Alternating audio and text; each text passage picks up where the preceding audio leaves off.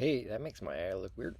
Um, I just told somebody recently that the people that let's say you get all different professions in the world or categories of people. I might include parents.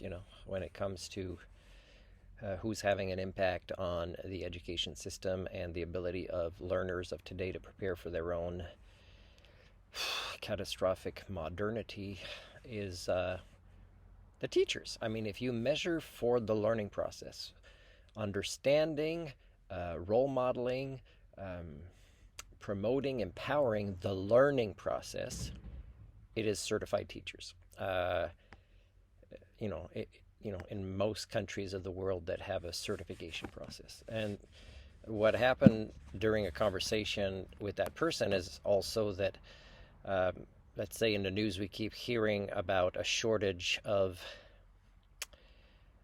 doctors. Well, yes, of course, there are many people to blame for that. But again, the biggest cause, and if we don't acknowledge this, and the ones that need to do the more work to understand the socio-cybernetics involved in this and their cause, their blame, their culpability in it, are the doctors. So to solve the shortage of doctor issues, it's really putting it back on the doctors who, through their system of elitism, of wanting to rise to the top. And elitism is not always connected to greed or the monetary paradigm. Of course, it likely is in here too.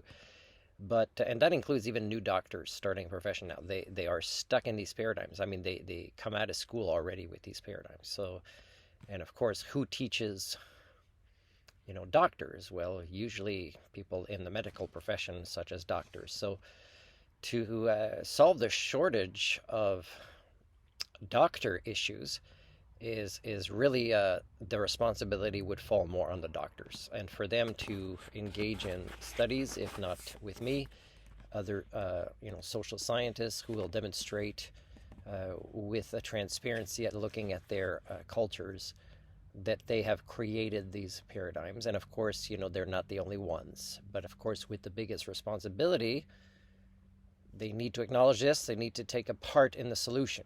Otherwise, it's never going to work. Same thing with teachers. If they don't admit that they will never even acknowledge what a learning specialist is, one who's begging to be a volunteer to role model what it means, is yes, they are the worst villains, as culture appears, of their own supposed, passionate industries. To the learning process. So, and again, this is really apparent in my interactions, either in person in the classrooms or in the application process for any jobs in education. Is domestication is really the norm, and no discussions about what a learning specialist does or collective learning, uh, either for the parents who kind of take their kids out of school, or even teachers, principals, and you can, of course, would add the unions or the College of Physicians and Doctors. Nobody wants to participate in these conversations. So again, who should solve a lot of these issues is the people that are themselves.